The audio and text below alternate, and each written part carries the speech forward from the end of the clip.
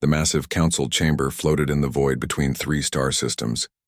Inside the crystal dome, representatives from 47 different alien species sat in their assigned seats. The air smelled of methane and sulfur, mixed with the breathing gases that each race needed to survive. Admiral Corex of the Zephyrian Empire stood at the center podium, his forearms spread wide as he addressed the gathered aliens. "Fellow council members," Corex began, his voice echoing through the translation devices. "We face a new threat. A species that calls itself human has been detected in the Outer Rim territories." The council chamber erupted in whispers and strange alien sounds. Some species clicked their mandibles. Others made low humming noises. The Vorthon representative, a creature that looked like a giant insect, raised one of its clawed appendages. "What makes these humans different from other primitive species?" the Vorthon asked through its translator. Admiral Corex's red eyes glowed brighter. "These humans are sending signals into space. Radio waves, data transmissions, even crude attempts at interstellar communication. Our intelligence division has been monitoring them for 3 solar cycles." He activated a holographic display that showed a small blue planet orbiting a yellow star. "This is their world. They call it Earth. The humans have barely mastered nuclear technology, yet they dare to reach beyond their own solar system." A reptilian creature from the Sarkonian Confederacy hissed softly. "Surely such a primitive species poses no real threat to our established civilizations." "That is where you are wrong," Corex replied, his voice growing darker. "Our xenobiologists have studied their transmissions. These humans are not like other species we have encountered. They are aggressive, territorial, and they reproduce at an alarming rate. More concerning, they adapt quickly to new situations." The hologram changed to show intercepted human broadcasts. Images of wars, cities, and technology flashed across the display. The alien council members watched in silence as they saw humans fighting each other with increasingly sophisticated weapons. "Look at their history," Corex continued. "In just a few thousand years, they went from using stone tools to splitting atoms. They fight constantly among themselves, but each conflict makes them stronger and more dangerous. If we allow them to develop space travel, they will become a plague upon the galaxy." The elderly chairman of the council, a being made of living crystal from the Luxarian Collective, spoke in a voice that sounded like wind chimes. "What do you propose, Admiral Corex?" "Complete elimination," Corex said without hesitation. "We must destroy their world and every human on it before they develop faster than light travel. It is the only way to protect our civilizations." The chamber fell silent. Several species exchanged glances with their large alien eyes. The weight of what Corex was suggesting hung heavy in the recycled air. A delegate from the Peaceful Meridian Alliance stood up. Her species looked almost human except for their blue skin and silver hair. "Surely there must be another way. Perhaps we could make contact, guide their development in a more peaceful direction." Admiral Corex turned his four-armed body toward her. "The Meridians always seek peaceful solutions. But this time, Ambassador Thyra, your compassion will doom us all. Look at what humans do to their own planet." The hologram showed industrial pollution, deforestation, and nuclear weapons testing. They poison their own air and water. They create weapons capable of destroying their entire world. And yet they continue to multiply and spread across their planet like a virus. What do you think they will do when they reach other worlds? Commander Zelix, Corex's second-in-command, stepped forward. "Admiral, if I may add something to your presentation." Corex nodded and Zelix activated another display. "Our long-range sensors have detected something disturbing. The humans are already experimenting with quantum mechanics and theoretical faster-than-light travel. Their progress is accelerating at an exponential rate." Gasps and alien exclamations filled the chamber. The crystal chairman's body began to glow brighter, a sign of his species' distress. "How long do we have?" asked the Vorthon representative. "Our scientists estimate that humans will achieve basic interstellar travel within 50 to 100 Earth years," Zelix replied. "Once they leave their solar system, containment will become impossible." Admiral Corex raised all 4 of his arms for attention. "This is why we must act now. The Zephyrian Empire volunteers to lead this cleansing operation. We have the largest fleet and the most experience in planetary elimination." The Sarkonian delegate hissed again. "How many ships would you need for such an operation?" 10,000 vessels should be sufficient," Corex answered confidently. "The humans have no space-based defenses.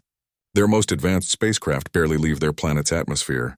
It will be a simple bombardment operation. Ambassador Thyra from the Meridian Alliance looked troubled. 10,000 ships to destroy one primitive world? That seems excessive. Better to use overwhelming force than to underestimate a potential threat, Corex replied. We have made that mistake before with other species. The Valdorian Empire thought the same way about the Krex before they were overrun. The mention of the Krex made several aliens shift uncomfortably in their seats. That particular species had indeed been underestimated, and they had nearly conquered half the galaxy before being stopped. The Crystal Chairman began to speak in his musical voice. This is a grave decision we are being asked to make. The complete destruction of an entire species and their world. It is necessary, Corex insisted. Sometimes the needs of the many outweigh the needs of the few. 47 civilizations versus one primitive species. The choice is clear. One by one, the council members began to vote. The Vorthans voted yes. The Sarkonians voted yes.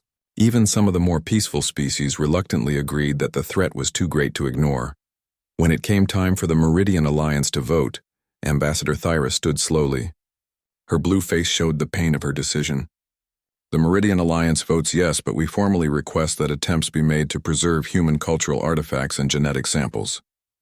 Admiral Corex nodded grimly. We will see what can be salvaged after the cleansing. The final vote was unanimous. 47 species had agreed to the complete elimination of humanity and the destruction of Earth. The motion passes, the Crystal Chairman announced, his body now dim with sorrow. Admiral Corex, you are authorized to assemble your fleet and carry out this operation. May the cosmic forces forgive us all. As the council members began to file out of the chamber, Corex turned to Commander Zelix. How soon can we assemble the fleet? 3 standard galactic days, Admiral. Our ships are already being recalled from patrol duties across the Empire.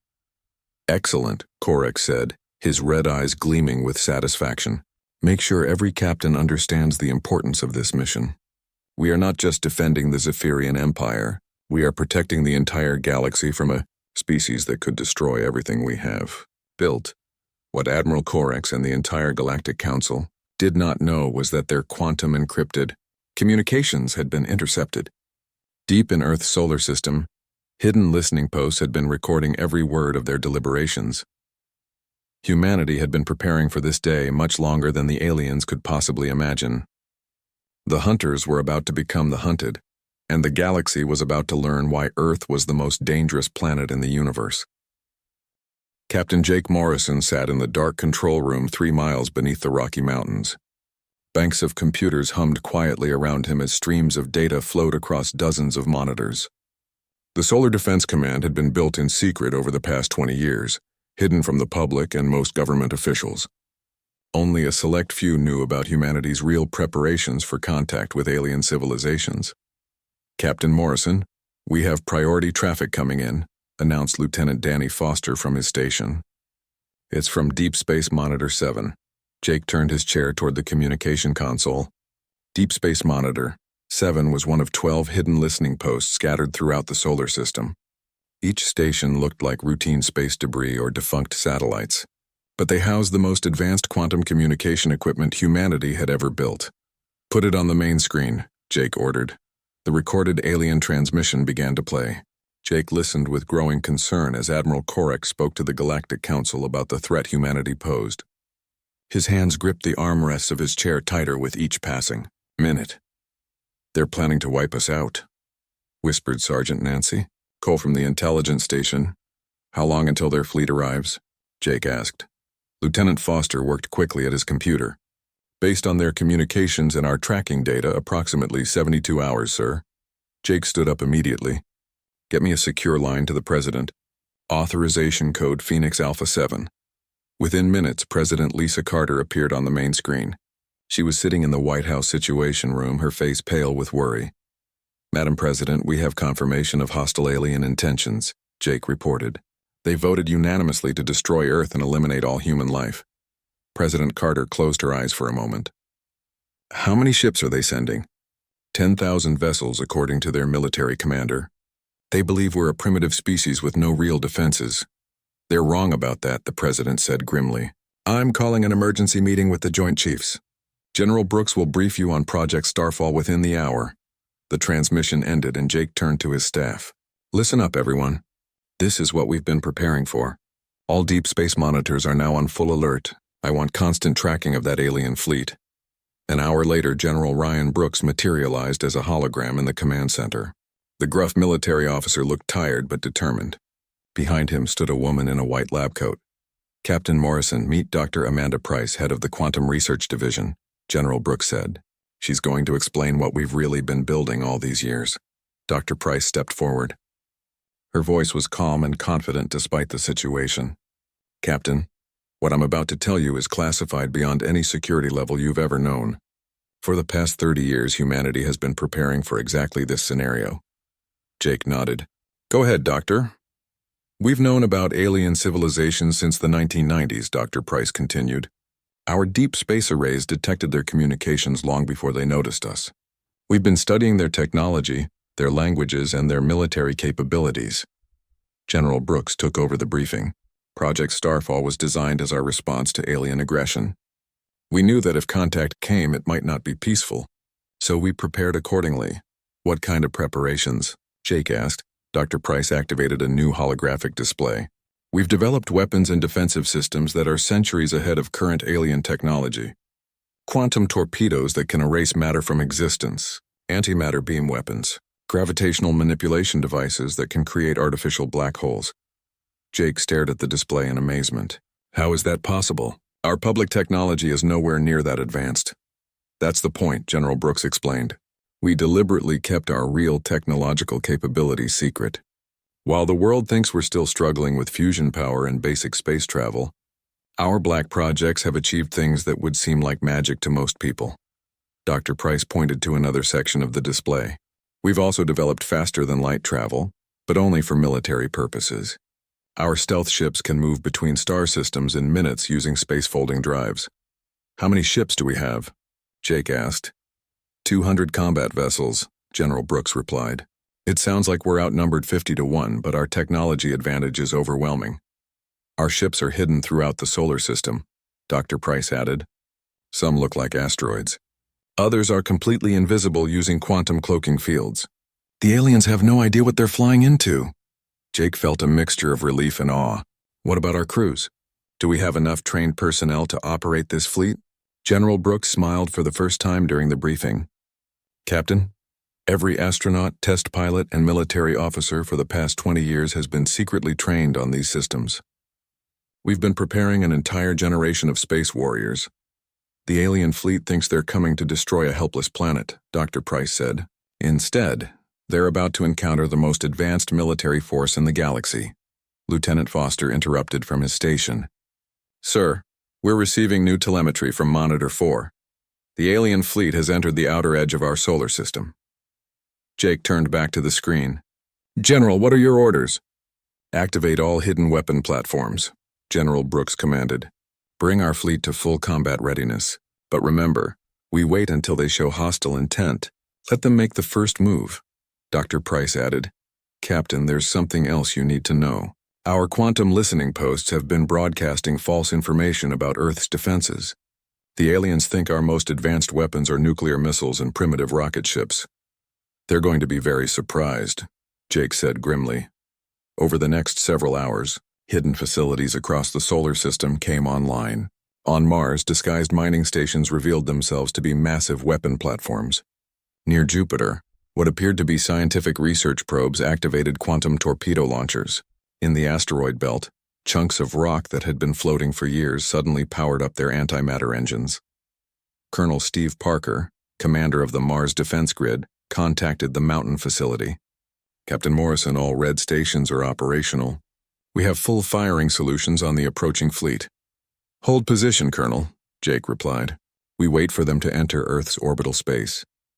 Admiral Gary Stone, overall commander of humanity's secret space fleet, appeared on screen from his flagship hidden behind the moon. "Jake, our ships are in position. The aliens are about to get a lesson in why you don't threaten Earth." Dr. Price monitored the incoming alien communications. "They're completely confident," she reported. "Their admiral is already planning victory celebrations." "Let them celebrate," Jake said. "In 72 hours, there won't be any of them left to remember this mistake." As the hours passed, the alien fleet moved deeper into the solar system. Their ships were massive and impressive, each one 3 kilometers long and bristling with weapons. They had conquered dozens of worlds and eliminated several species. To them, Earth was just another target. But Earth was different. Earth was ready. The aliens had no idea that every move they made was being watched by sensors they couldn't detect. Every communication was being decoded by computers that understood their language better than they did. Every ship in their fleet was already targeted by weapons that could destroy matter at the quantum level. Humanity had learned from every war, every conflict, every mistake in their violent history. Now all that knowledge and experience was focused on one simple goal: protecting their homeworld from those who would destroy it. The galaxy was about to learn why Earth was called the cradle of apex predators. Fleet Admiral Vorthak stood on the bridge of his flagship, the Eternal Dominion, watching the small yellow star grow larger on the main display. The massive Zephyrian warship stretched 3 kilometers from bow to stern, its dark metal hull bristling with plasma cannons and void shield generators. Around him, 9,999 other ships moved in perfect formation through the void of space. "Admiral, we are now entering the outer boundaries of the human solar system," reported Commander Zelix from his position at the tactical station. "Long-range sensors are detecting several planets and numerous small objects." Vorthak's forearms crossed behind his back as he studied the display. His red eyes glowed with satisfaction as he observed the primitive solar system laid out before his fleet. "How pathetic," he said in his deep voice. "Look at this system, Commander. No defense stations, no orbital fortresses, no fleet formations waiting to meet us. The humans appear to be completely unaware of our approach," Zelix replied. "Our stealth fields are working perfectly. They have no idea what is coming for them." The bridge crew, all loyal Zephyrian warriors, made sounds of amusement at the thought of the helpless humans. Vorthak had personally selected each officer for this mission. They were veterans of a dozen planetary conquests, experienced in the art of species elimination. "What is our current position?" Vorthak asked. "We are passing the orbit of the gas giant the humans call Jupiter," the navigation officer reported. "Estimated time to reach the third planet is 6 standard hours." Vorthak walked to the communication station. "Open a channel to all fleet commanders." The main screen filled with dozens of alien faces, each representing a different ship captain in the vast armada. Some were Zephyrian like Vorthak, but others belonged to allied species that had joined the Empire over the centuries. "Commanders," Vorthak began, his voice echoing across the fleet, "we are about to complete one of the most important missions in galactic history. The elimination of the human species will prevent a future plague from spreading across civilized space." Captain Thylex of the destroyer Crimson Fang spoke up. "Admiral, my sensors show the humans have some artificial satellites orbiting their world. Should we destroy them first?" "Primitive communication devices," Vorthak replied dismissively. "They pose no threat to our operations. We will begin with systematic bombardment of their major population centers, then proceed to sterilize the entire planet's surface." Commander Korax of the battleship Dark Thunder raised one of his clawed hands. "What about their defensive capabilities? Surely they must have some military forces." Vorthak laughed, a sound that resembled grinding metal. "Our intelligence reports indicate their most advanced weapons are crude nuclear devices. They have no space-based military. Their largest spacecraft are tiny research vessels that barely leave their planet's atmosphere." The fleet commanders joined in the laughter. The idea of primitives trying to defend themselves against the might of the Zephyrian Empire was absurd. "Remember," Vorthak continued, "we are not here to conquer or enslave. This is total extermination. Every human must die, and their world must be rendered uninhabitable. The Galactic Council has spoken, and we are their instruments of justice." Commander Zelix activated a tactical display showing the human planet Earth. "Admiral, I recommend we position the fleet in standard bombardment formation. 3 rings of ships at different orbital distances for maximum firing coverage." "Excellent strategy, Commander," Vorthak approved. "Begin fleet deployment. First ring at 50,000 kilometers altitude, second ring at 100,000, third ring at 200,000. As the orders went out across the fleet, 10,000 massive warships began to spread into attack formation. Each vessel carried enough firepower to level a continent. Together, They represented the accumulated military might of an empire that had dominated its region of space for over 1,000 years. "Admiral," called the sensor operator, "I'm detecting some unusual readings from various points in the system." Vorthak turned toward the sensor station. "What kind of readings?" "Metallic objects of unknown composition," the operator replied. "They appear to be scattered throughout the asteroid belt and near several planets. However, they show no energy signatures. They may be natural formations or abandoned debris." "Typical of a primitive species," Vorthak said dismissively. "They probably launched crude probes decades ago and forgot about them. Ignore them unless they interfere with our operations." Commander Zelix was studying his own tactical displays. "Admiral, some of our long-range scouts are reporting strange energy readings from the direction of the fourth planet." "The red one the humans call Mars?" Vorthak asked. "Yes, sir. Brief energy spikes that fade quickly. Our scouts believe it may be some kind of primitive mining operation." Vorthak waved one of his hands dismissively. "These humans barely understand nuclear physics. Whatever crude technology they have on that barren world poses no threat to our fleet." The massive alien armada continued its approach toward Earth. The ships moved like a dark cloud through space, blotting out stars as they passed. Each vessel was a monument to the Zephyrian Empire's military supremacy, equipped with weapons that had burned the surfaces of dozens of worlds. "Time to optimal firing position?" Vorthak asked. 4 hours and 37 minutes, the navigation officer replied. "Signal the fleet to begin charging primary weapons," Vorthak ordered. "I want every plasma cannon ready to fire the moment we reach bombardment range." Across the fleet, massive energy weapons began to power up. The void shields that protected each ship started to glow with contained energy. The sight was both beautiful and terrifying, like watching 10,000 artificial suns preparing to unleash their fury. Captain Vex of the cruiser Steel Talon contacted the flagship. "Admiral, my crew is eager to begin the cleansing. How long do you estimate the bombardment will take?" "No more than 1 standard hour," Vorthak replied confidently. "The humans have no orbital defenses and no way to escape their planet. It will be like shooting helpless animals in a cage." Unknown to the alien fleet, every word of their communications was being intercepted and decoded by hidden human listening posts. The aliens' confidence would have been shattered if they had known that their primitive targets were analyzing their tactical formations, studying their weapon signatures, and calculating precise firing solutions for weapons the Zephyrians couldn't even imagine. "Commander Zelix," Vorthak said as he gazed at the growing image of Earth on the main screen, "make sure our xenobiologists record everything. Future generations will want to study how we eliminated the greatest potential threat our galaxy has ever known." "Yes, Admiral," Zelix replied. "This will be remembered as the day the Zephyrian Empire saved galactic civilization." As the alien fleet drew closer to Earth, its massive ships spread across space like the jaws of some cosmic predator. 10,000 vessels, each one a masterpiece of destructive technology, moved with the absolute confidence that came from 1,000 years of military dominance. They had destroyed species that fought back with courage and determination. They had eliminated civilizations that begged for mercy. They had burned worlds that tried to hide in the depths of space, but they had never encountered anything like humanity. In a few hours, the Zephyrian Empire was about to learn the difference between conquering the weak and threatening Earth. The galaxy's apex predators were waiting for them, and the universe would never be the same. Colonel Steve Parker stood in the command center buried deep beneath the Martian surface. Around him, dozens of technicians worked at control stations that had been hidden from orbital scans for over 15 years.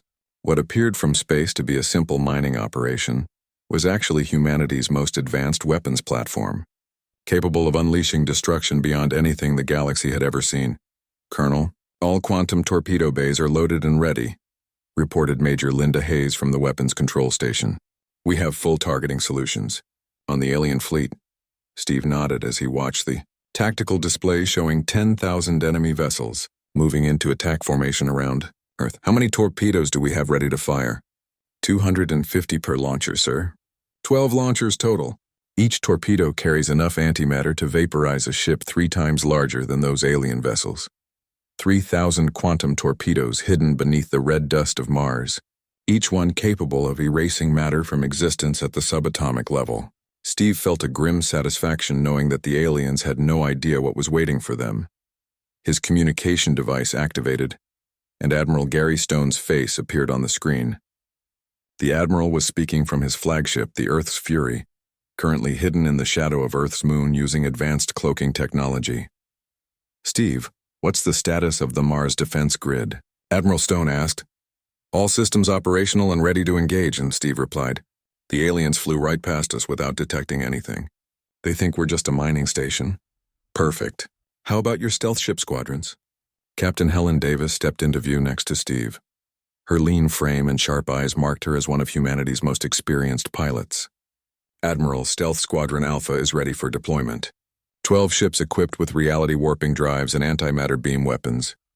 Admiral Stone smiled coldly. "Excellent. Captain Davis, your ships are our ace in the hole. The aliens have no idea we even possess faster-than-light travel, let alone ships that can fold space around themselves." Helen nodded. "My pilots have been training for this scenario for 8 years, sir. We know exactly how to hit them where it hurts most." The view switched to show Captain Tony Miller aboard the USS Defiance, one of humanity's conventional-looking warships currently positioned between Earth and the approaching alien fleet. Unlike the hidden stealth vessels, Tony's ship was designed to be detected by alien sensors. "Tony, your job is to make them think you're our main defensive force," Admiral Stone explained. "Draw them into the killing zone, then get out of the way when the real shooting starts." Tony grinned.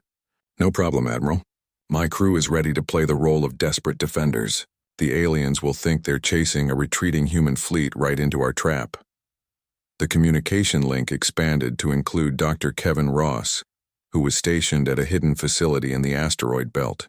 Behind him, massive gravitational manipulation devices hummed with barely contained energy. "Dr. Ross, what's the status of Project Black Hole?" Admiral Stone asked. Kevin adjusted his glasses nervously. "All gravitational field generators are online and ready, Admiral. We can create localized space-time distortion strong enough to trap entire squadrons of enemy ships." "And the temporal displacement weapons?" "Fully charged and calibrated," Kevin replied. "We can age enemy vessels to dust in a matter of seconds, or trap them in time loops that will keep them fighting phantoms while we destroy their real ships." Steve watched the alien fleet continue its approach on his tactical display. "Admiral, they're maintaining perfect formation. No scouts, no advanced screening. They're completely confident in their superiority. Their arrogance will be their downfall," Admiral Stone said grimly. "How long until they reach optimal engagement range?" Lieutenant Danny Foster, who was monitoring alien communications from his station on Earth, broke into the conversation. "Admiral, we're intercepting their tactical communications. They're planning to begin bombardment in exactly 3 hours and 42 minutes. Then we have 3 hours and 41 minutes to get into final position," Admiral Stone replied. "All units begin Phase 2 deployment." Throughout the solar system, humanity's hidden arsenal began to activate. On Europa, disguised research stations revealed massive particle beam arrays capable of cutting through alien shields like tissue paper. Near Saturn, what appeared to be space debris suddenly powered up their fusion engines and began moving toward predetermined attack positions. Captain Chris Warren, commander of Stealth Squadron Beta, contacted the Mars facility from his invisible ship. "Colonel Parker, my squadron is in position behind the alien fleet. They have no idea we're here. How close are you to their command ship?" Steve asked. "Less than 1,000 kilometers from their flagship," Chris replied. "We could destroy their entire command structure before they even know they're under attack." Admiral Stone's voice cut through the communications. "Negative, Captain Warren. We let them make the first move. I want every species in the galaxy to know that humanity only fights in self-defense." On Earth, Captain Monica Lee sat in the Planetary Defense Center, surrounded by translation equipment and communication arrays. Her job was to broadcast humanity's response to the galaxy once the battle was over. "Admiral, I have the Galactic Communication Network ready," Monica reported. "As soon as we engage the enemy, every civilization in known space will be watching."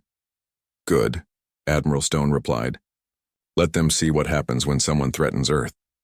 Colonel Parker walked to the observation deck of his hidden facility and looked up through the transparent aluminum ceiling. In the distance, he could see the alien fleet spreading across space like a dark cloud. Each ship was massive and impressive, armed with weapons that had conquered dozens of worlds, but Steve knew something the aliens didn't. Humanity had been studying their technology for decades through intercepted communications and recovered debris from their previous conquests. Human scientists had not only learned how alien weapons worked, they had developed countermeasures and built weapons that were centuries more advanced. Major Hayes, Steve called to his weapons officer, run a final diagnostic on all quantum torpedo systems. All systems show green, Colonel, Linda replied. Our torpedoes are locked onto specific targets throughout their fleet. We can eliminate their entire command structure in the first salvo. Steve nodded. The quantum torpedoes were perhaps humanity's most terrifying weapon.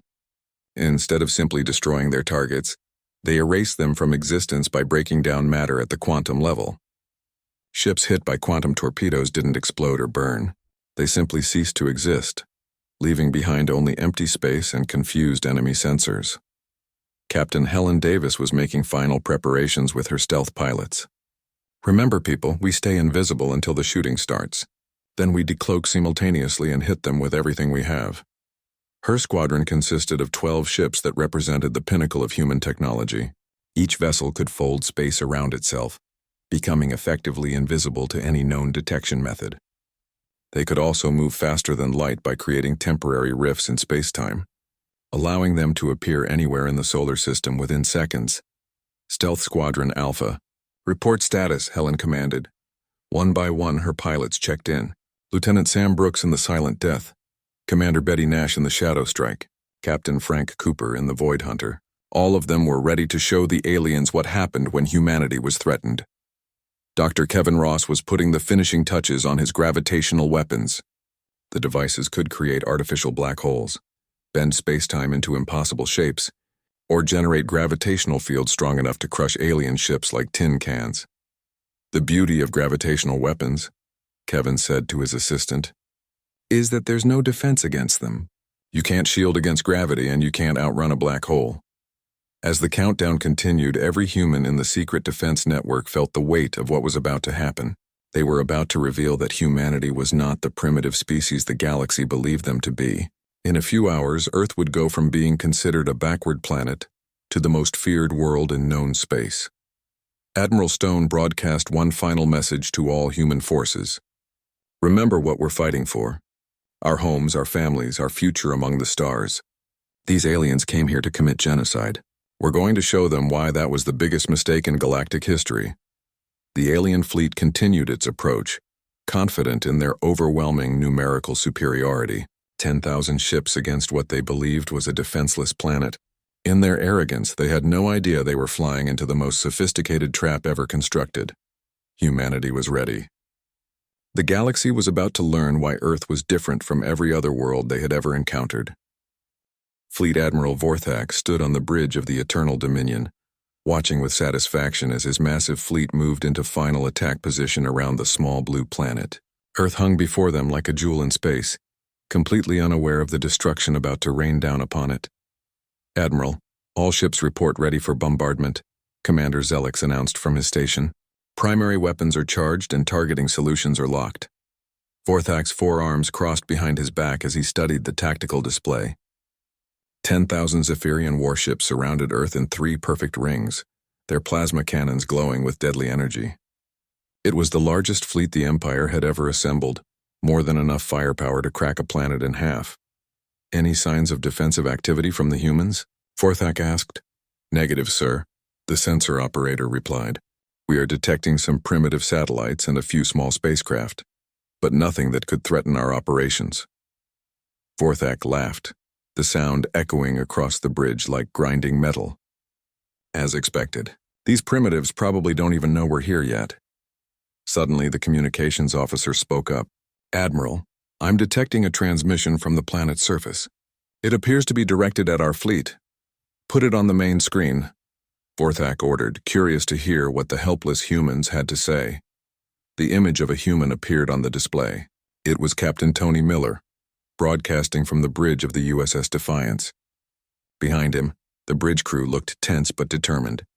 Alien vessels, this is Captain Tony Miller of the Earth Defense Force, the human said in a clear, steady voice. You are in violation of Earth's sovereign space. Withdraw immediately or face the consequences. The entire bridge of the Eternal Dominion erupted in laughter. Zephyrian warriors slapped their claws against their control stations in amusement. The idea of primitives threatening the mighty Zephyrian Empire was beyond absurd. Earth Defense Force? Vorthak repeated between laughs. Commander Zelix, how many ships does this so-called defense force possess? Zelix checked his sensors. I count approximately 50 vessels, Admiral. Each one is less than 1/10 the size of our smallest destroyer. 50 ships against 10,000, Vorthak mused. These humans are either incredibly brave or incredibly stupid. He activated the communication system to respond to the human captain. I am Fleet Admiral Vorthak of the Zephyrian Empire. Your species has been deemed a threat to galactic civilization and marked for elimination. Surrender now and your deaths will be quick. Captain Tony Miller's image remained steady on the screen. I'm afraid we can't do that, Admiral. Earth is under our protection and we will defend it with our lives. So be it, Vorthak replied coldly. You will die as heroes defending a doomed world. The transmission ended and Vorthak turned to his weapons officer. Target their pathetic fleet first. Let them watch their defenders die before we begin the planetary bombardment. But as the Zephyrian fleet prepared to fire, something unexpected happened. The human ships began to move, not forward into a brave but hopeless attack, but backward in what appeared to be a panicked retreat. Sir, the human vessels are withdrawing toward their planet, the tactical officer reported. Vorthak watched with amusement as the tiny human fleet fled before his overwhelming force. Look at them run, Commander. So much for their brave words about defending Earth. Should we pursue, Admiral? Zelix asked. Of course, Vorthak replied. We will destroy them as they flee. It will demoralize any remaining resistance on the planet below. The massive Zephyrian fleet began to advance, chasing the retreating human ships toward Earth. What appeared to be a rout was exactly what Captain Tony Miller had planned. Every movement, every course change, every apparent act of desperation was carefully calculated to draw the alien fleet deeper into humanity's trap.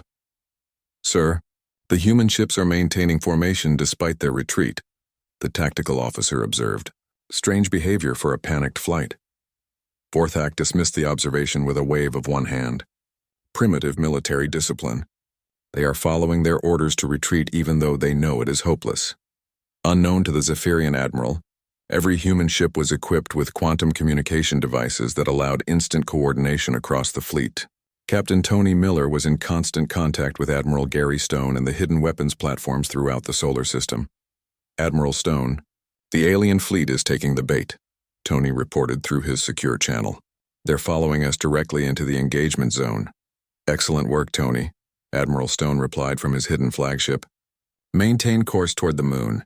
Once you pass the lunar orbit, get clear of the kill zone. The chase continued for 30 minutes with the massive alien fleet pursuing the small human force deeper into Earth's gravity well. To the Zephyrians, it looked like desperate prey fleeing from superior predators. In reality, it was the most sophisticated military deception in human history. Admiral, the human ships have crossed the orbit of Earth's moon, Commander Zelix reported. They appear to be heading for the planet's surface. Vorthak studied the tactical display with satisfaction. The human fleet was trapped between his advancing ships and their own planet. There was nowhere left to run. Perfect, he said. Now we can destroy their fleet and begin bombardment of the planet simultaneously. Signal all ships to prepare for final assault. But as the Zephyrian fleet crossed into the space between Earth and its moon, Captain Tony Miller received the signal he had been waiting for. All human vessels, execute emergency scatter pattern now, Tony commanded. The fleeing human ships suddenly broke formation and accelerated in different directions at speeds that should have been impossible for vessels of their size. The aliens watched in confusion as their targets dispersed across a wide area of space. What are they doing? Vorthak demanded. Those ships are moving far faster than our intelligence indicated they were capable of. Before anyone could answer, the hidden Mars defense grid activated. Colonel Steve Parker gave the order that would change galactic history forever. All quantum torpedo launchers, fire when ready. The first torpedoes launched from concealed positions throughout the asteroid belt appeared on Zephyrian sensors as brief energy flashes. The aliens had no idea what they were seeing until the first torpedo struck the destroyer Blood Talon. The massive alien warship didn't explode. It didn't burn. It simply ceased to exist. One moment there was a 3-kilometer-long vessel bristling with weapons, and the next moment there was only empty space. Not even debris remained. What happened to the blood talon? Vorthak shouted. Unknown, sir. The sensor operator replied, his voice shaking with confusion. The ship just disappeared from all our sensors. More energy flashes appeared throughout space as additional quantum torpedoes found their targets. The destroyer Crimson Blade vanished without a trace. The cruiser Iron Storm ceased to exist. The battleship Dark Vengeance was erased from reality. Admiral, we're under attack, Commander Zelix shouted. But I can't identify the source of the weapons fire. Panic began to spread through the Zephyrian fleet as ship after ship simply disappeared from existence. The aliens had never encountered weapons that could completely eliminate matter at the quantum level. Their sensors couldn't track the torpedoes, their shields couldn't stop them, and their tactical computers couldn't calculate a defense against something they didn't understand. All ships, evasive maneuvers, Vorthak ordered. Find the source of this attack and destroy it. But the quantum torpedoes were only the beginning. Hidden throughout the solar system, humanity's secret arsenal was just beginning to reveal itself. The galaxy was about to learn that the small blue planet they had come to destroy was protected by the most advanced military force in known space. The Zephyrian Empire had made the fatal mistake of threatening Earth. Now they were about to pay the ultimate price for their arrogance. The space around Earth erupted into chaos as more quantum torpedoes struck the Zephyrian fleet. Admiral Vorthak gripped the command chair of the Eternal Dominion as another battleship, the Steel Thunder, simply vanished from existence. No explosion, no debris, no trace that it had ever existed. Commander Zelix's damage report, Vorthak shouted over the alarms blaring throughout the bridge. We've lost 47 ships in the last 2 minutes, Admiral. Zelix replied, his voice tight with panic. They're just disappearing from our sensors. Our tactical computers can't even identify what's hitting them. On his tactical display, Vorthak watched red icons representing his ships blink out of existence one by one. Each disappearance represented 3,000 trained warriors and centuries of Zephyrian military engineering, erased in an instant by weapons he couldn't comprehend. Sir, I'm detecting energy readings from multiple locations throughout the system, the sensor operator reported. Whatever's attacking us is firing from concealed positions on asteroids, moons, and planets. That's impossible, Vorthak snarled. Our intelligence reports indicated the humans barely have space travel capability. As if summoned by his words, space itself began to shimmer and distort around the alien fleet. Captain Helen Davis and her stealth squadron had received their orders to decloak and engage. 12 human ships materialized out of nothingness, their quantum cloaking fields dissipating to reveal vessels unlike anything the galaxy had ever seen. The stealth ships were sleek and deadly, their hulls covered in a material that seemed to bend light around them. Each ship was only 300 meters long, tiny compared to the massive Zephyrian warships, but they moved with impossible grace and speed. Unknown vessels decloaking throughout our formation, the tactical officer announced. They appeared from nowhere, sir. Captain Helen Davis opened a communication channel from her ship, the Silent Fury. Zephyrian Fleet, this is Captain Helen Davis of the Earth Defense Force. You came here to commit genocide. Now you face the consequences. Before Vorthak could respond, the human stealth ships opened fire. Beams of pure antimatter lanced out from their weapons, striking Zephyrian vessels with devastating effect. The aliens watched in horror as their supposedly impenetrable void shields collapsed like tissue paper under the assault. The cruiser Bloodstorm took a direct hit from an antimatter beam and simply disintegrated. The destroyer Void Reaper was cut in half by another beam, its 2 sections spinning away into space before secondary explosions finished the job. Impossible, Vorthak whispered. Their weapons are cutting through our shields like they don't exist. Captain Chris Warren's stealth squadron chose that moment to attack from behind the Zephyrian formation. His ships decloaked simultaneously, unleashing a barrage of antimatter fire into the rear ranks of the alien fleet. Battleships that had conquered dozens of worlds were destroyed in seconds by human weapons that operated on principles the Zephyrians couldn't understand. Admiral, we're being attacked from all directions, Commander Zelix reported. I count at least 24 unknown human vessels, all equipped with advanced weaponry. How is this possible? Vorthak demanded. These primitives shouldn't even have fusion power, let alone weapons that can penetrate our defenses. The answer came from Dr. Kevin Ross's gravitational weapons platform hidden in the asteroid belt. The massive device powered up and focused its energy on a squadron of Zephyrian destroyers, attempting to retreat from the battle zone. Space itself began to warp and twist around the fleeing ships. The artificial gravity field generated by the human weapon created a localized distortion that trapped the alien vessels like insects in amber. Unable to escape, the destroyers were crushed by gravitational forces millions of times stronger than those found around a normal planet. "Sir, Squadron 7 has been destroyed by some kind of gravitational anomaly," the sensor operator reported. The space around them just collapsed in on itself. More gravitational weapons activated throughout the system. Human facilities that had appeared to be mining stations or research outposts revealed their true nature as they began manipulating the fundamental forces of the universe. Entire alien formations found themselves caught in artificial black holes or trapped in regions where space-time had been folded into impossible geometries. Commander Zelix was frantically trying to coordinate the fleet's response. "All ships concentrate fire on the human vessels. If we can eliminate their ships, we can still complete the mission." But the Zephyrian plasma cannons, which had burned the surfaces of countless worlds, proved useless against human defensive technology. The stealth ships were protected by quantum barrier fields that absorbed energy, weapons, and converted them into additional power for their own systems. "Our weapons are having no effect," the weapons officer reported. "Their defensive fields are actually growing stronger when we fire at them." Captain Tony Miller and his conventional fleet had completed their withdrawal and were now observing the battle from a safe distance. His ships might look primitive compared to the stealth squadrons, but they carried their own surprises. "All ships, activate temporal displacement weapons," Tony ordered. The human vessels opened fire with weapons that manipulated time itself.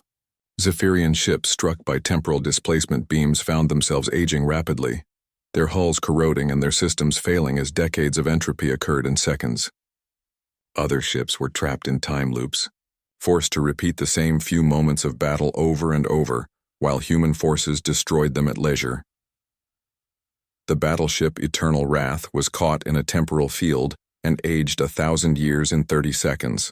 Its crew watched helplessly as their mighty warship crumbled to rust and dust around them. The cruiser Dark Vengeance found itself repeating the same 10 seconds of battle endlessly, its crew unaware that they were trapped in a temporal prison. "Admiral, half our fleet has been destroyed or disabled," Commander Zelix reported, his voice hollow with shock. "We need to retreat immediately." Vorthak stared at the tactical display in disbelief.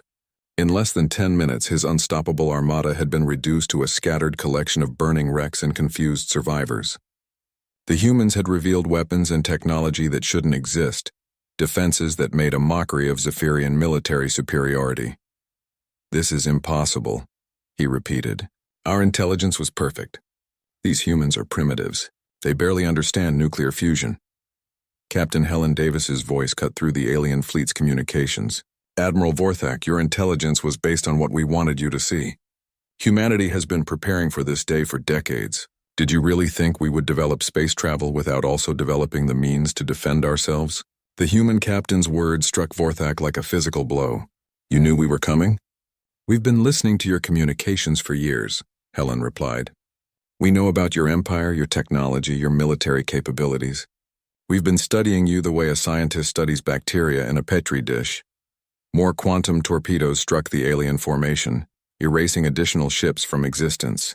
The Zephyrian fleet, which had entered the solar system with such confidence, was being systematically annihilated by forces they couldn't fight, understand, or escape. Colonel Steve Parker's voice joined the communication from his Mars facility. "You see, Admiral, you made a fundamental error in your assessment. You assumed that because we haven't revealed our capabilities to the galaxy, we don't possess them. You thought you were hunting sheep, but instead you found wolves." Dr. Kevin Ross activated another gravitational weapon, creating a miniature black hole that consumed an entire squadron of alien ships. "The irony is delicious," he added. "You came here to prevent us from becoming a threat to the galaxy. Instead, you forced us to reveal that we already are." Admiral Vorthak realized with growing horror that his fleet had flown into a trap more sophisticated than anything in galactic history. The humans hadn't just defended themselves. They had demonstrated technological superiority so overwhelming that it redefined what was possible in warfare. All remaining ships, emergency retreat, Vorthak ordered. Jump to hyperspace immediately. But as the surviving Zephyrian vessels attempted to flee, they discovered that humanity had one more surprise waiting for them. Human ships equipped with space-folding drives began appearing around the retreating aliens, cutting off their escape routes and preparing to deliver the final blow. The galaxy was about to learn why threatening Earth was the last mistake the Zephyrian Empire would ever make. Admiral Vorthak watched in growing terror as his orders for retreat were met with desperate responses from his surviving captains. The Zephyrian fleet, once the pride of a galactic empire, was now a scattered collection of damaged ships desperately trying to escape the nightmare they had stumbled into. "Admiral, hyperspace engines are not responding," Commander Zelix reported, his voice cracking with panic. "Something is interfering with our jump drives." "That's impossible," Vorthak snarled. "Nothing can block hyperspace travel." Captain Helen Davis's voice cut through their communications again, cold and merciless. "Actually, Admiral, it's quite simple when you understand quantum field mechanics. We're generating interference patterns that prevent your ships from entering hyperspace. You're not going anywhere." As if to demonstrate her point, more human ships began materializing around the fleeing Zephyrian vessels. These weren't the stealth ships that had already proven so deadly, but larger vessels equipped with technology that defied every principle of physics the aliens understood. Commander Lisa Johnson appeared at the helm of the Earth's Vengeance, a ship that seemed to bend space around itself as it moved. "Zephyrian fleet, you came here to commit genocide against the human race. Justice demands that none of you survive to threaten another world." The Earth's Vengeance opened fire with its primary weapon, a temporal displacement cannon that could age matter to dust in seconds. The Zephyrian battleship Dark Star, attempting to flee toward the outer system, was caught in the temporal field. Vorthak watched in horror as the massive warship began to corrode and crumble, its hull aging thousands of years in moments. "Admiral, the Dark Star is disintegrating," the sensor operator reported unnecessarily. Everyone on the bridge could see the proud battleship collapsing into rust and debris on their screens. More human ships arrived using their space-folding drives, appearing instantly at strategic points around the trapped alien fleet. Captain Monica Lee commanded the Justice's fire, a vessel armed with weapons that violated every known law of physics. Her ship fired quantum disruptor, beams that didn't just destroy their targets but unraveled the atomic structure of anything they touched. The Zephyrian cruiser Blood Moon was struck by a quantum disruptor beam and simply dissolved into component atoms, creating a brief cloud of subatomic particles that dispersed into space.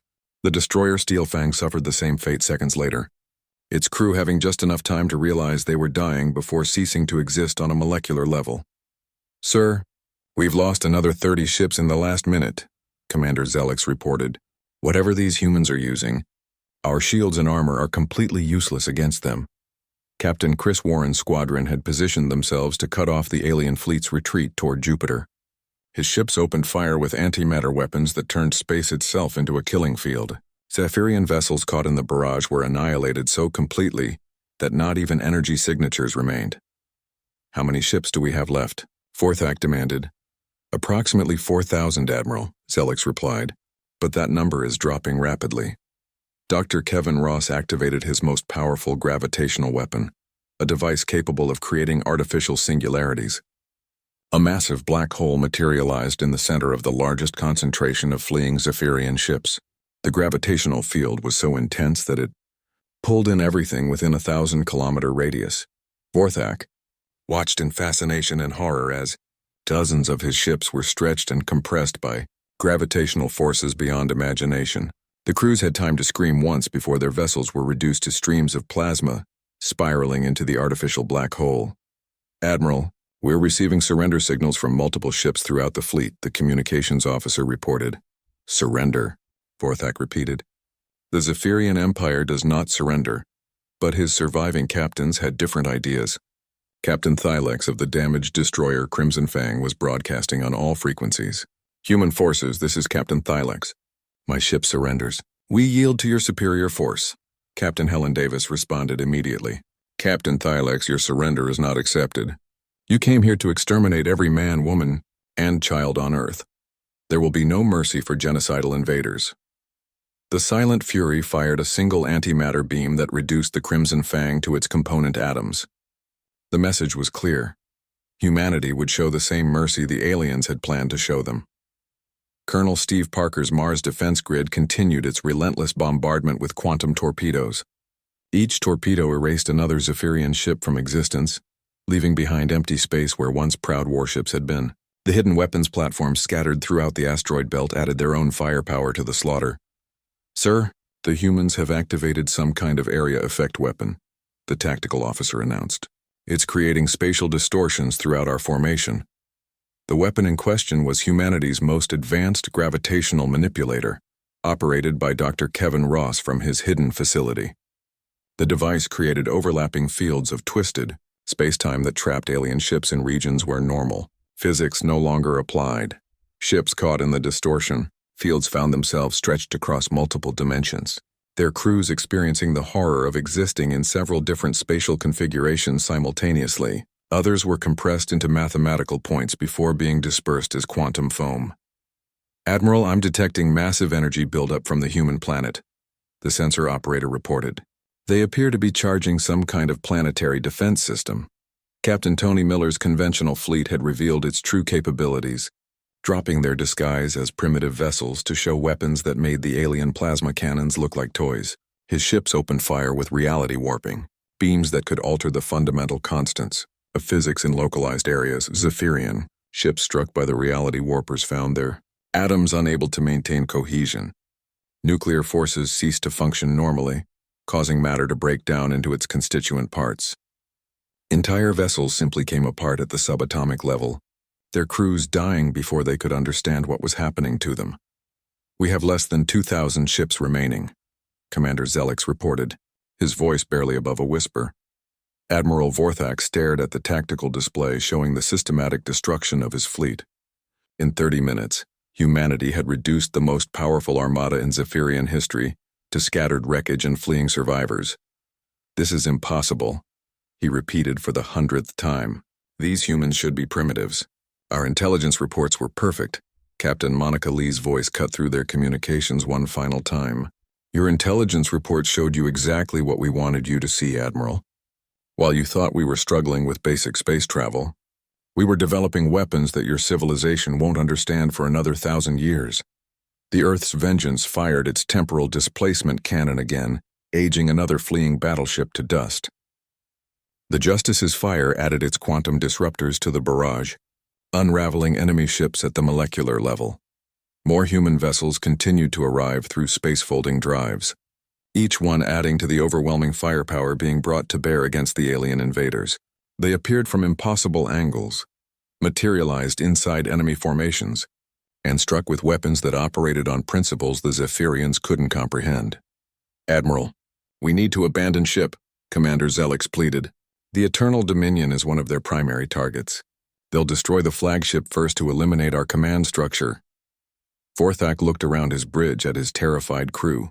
These were veterans of a dozen conquests, warriors who had never known defeat. Now they cowered at their stations, watching their empire's greatest fleet being systematically annihilated by forces beyond their understanding. "No," he said finally, "I will not abandon my ship. If the Zephyrian Empire is to die today, then I will die with it." As if summoned by his words, quantum torpedoes began converging on the Eternal Dominion from multiple directions. The flagship's void shields, which had protected it through countless battles, offered no defense against weapons that operated outside normal space-time. Admiral Vorthak had just enough time to see the first torpedo strike his ship's hull before the Eternal Dominion was erased from existence, taking with it the last remnants of Zephyrian pride and the final illusions of their military supremacy. The galaxy was about to learn that threatening Earth came with a price too terrible to imagine. The space around Earth fell silent, where moments before 10,000 Zephyrian warships had filled the void with their massive presence. Now there was only empty space scattered with the fading energy signatures of weapons that had rewritten the laws of physics. The entire Imperial fleet had been erased from existence in exactly 91 seconds.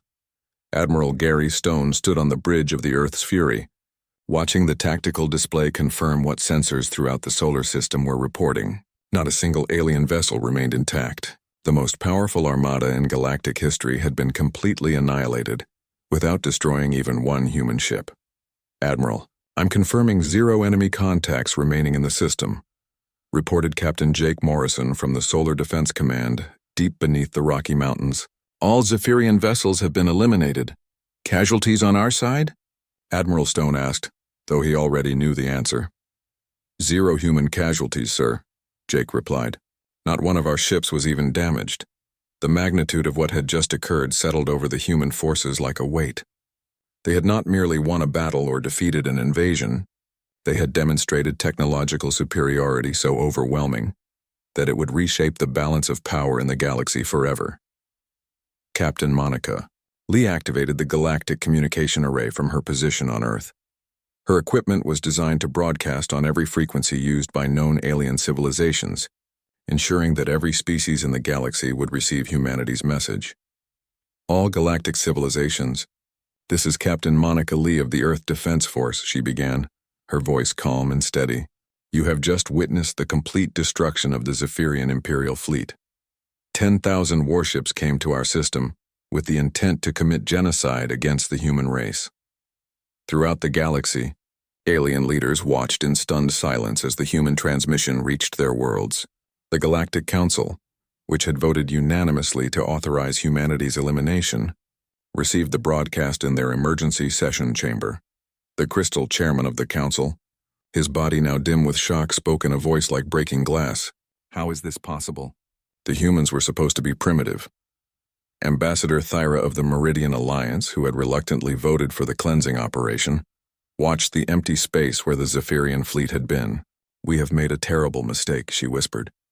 Captain Monica's broadcast continued, her words echoing across star systems and through the halls of alien governments.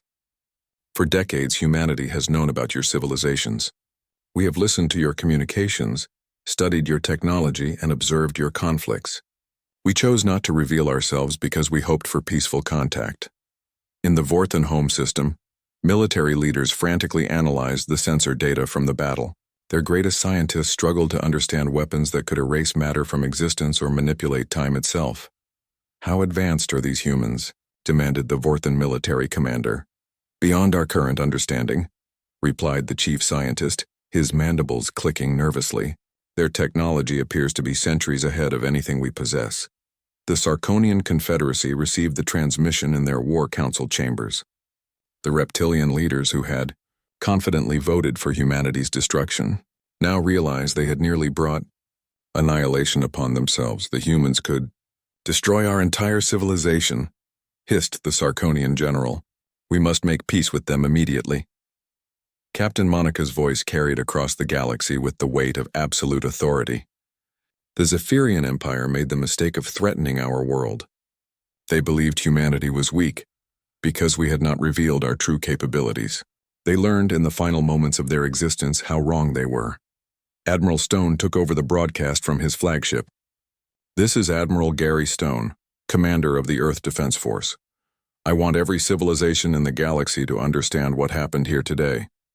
The Zephyrian fleet came to commit genocide. They planned to exterminate every human being and sterilize our planet. The transmission included tactical data from the battle, showing how quickly and completely the alien fleet had been destroyed. Weapons that operated outside normal physics, ships that could fold space around themselves, defensive systems that turned enemy fire into additional power. We offered friendship to the galaxy," Admiral Stone continued. "The Galactic Council chose war instead. Let this be your only warning. Earth is under human protection. Any species that threatens our world will share the Zephyrians' fate." Dr. Kevin Ross added his voice from the asteroid belt facility. "To those who study the sciences, let me explain what you have witnessed. Humanity has mastered quantum manipulation, gravitational control, temporal displacement, and antimatter containment. We can erase matter from existence, bend space-time to our will, and travel faster than light through folded space." The implications of his words sent shockwaves through alien scientific communities. Technologies they believed impossible had been casually demonstrated in a battle that lasted less than 2 minutes. Colonel Steve Parker spoke from his Mars facility. "To military leaders throughout the galaxy, understand this. The weapons you saw today represent less than 10% of Earth's defensive capabilities. We have arsenals that could sterilize entire star systems or collapse them into black holes. The Galactic Council chamber erupted in panic as the full scope of humanity's capabilities became clear. Species that had ruled space for millennia suddenly realized they were insects compared to the predators from Earth. Captain Helen Davis transmitted from her stealth ship. "We did not seek this conflict. We would have preferred peaceful contact and mutual cooperation, but you forced our hand by threatening genocide against our species," Captain Tony Miller added from his position near Earth. The Zephyrian Empire believed they were the apex predators of the galaxy. Today they learned that Earth is the apex predator's homeworld. As the broadcast neared its end, Captain Monica delivered humanity's final message to the galaxy. "We are not conquerors. We are not expansionists. We are guardians of our own world and protectors of innocent life. But we are also the children of a planet where only the strongest survive." She paused, letting her words sink in across countless alien worlds. "The Zephyrian Empire chose to threaten our families, our children, our home. They chose extinction. Any species that makes the same choice will receive the same response." Admiral Stone concluded the transmission. "To those who seek peace, humanity offers friendship and cooperation. To those who threaten us, we offer only annihilation. Choose wisely." The communication ended, leaving the galaxy in stunned silence. In the space of 2 hours, everything had changed. The species that aliens had dismissed as primitive had revealed themselves to be the most advanced and dangerous civilization in known space. The Galactic Council dissolved in terror. Within hours of the transmission, species that had confidently voted for humanity's destruction now competed to offer tribute and apologies. Trade routes that had operated for centuries were abandoned as alien civilizations retreated to their home systems, afraid to venture into space where they might accidentally encounter human forces. On Earth, the secret was finally revealed to humanity itself. Presidents and prime ministers around the world watched in awe as they learned about the hidden defenses that had protected their planet. The revelation that humanity possessed technology beyond their wildest dreams changed everything. But in the halls of government and military command, a new understanding emerged. Earth was no longer an isolated world on the edge of galactic civilization. It was now the most feared planet in the galaxy, home to the apex predators who had proven that threatening their world was a fatal mistake. The galaxy had learned why Earth was different. The humans who had evolved on a world where only the strongest survived had not forgotten those lessons when they reached for the stars. They had simply applied them on a galactic scale. And across the vast reaches of space, alien civilizations whispered a new truth. Earth was the most dangerous planet in the universe, and humanity was the species you never, ever threatened.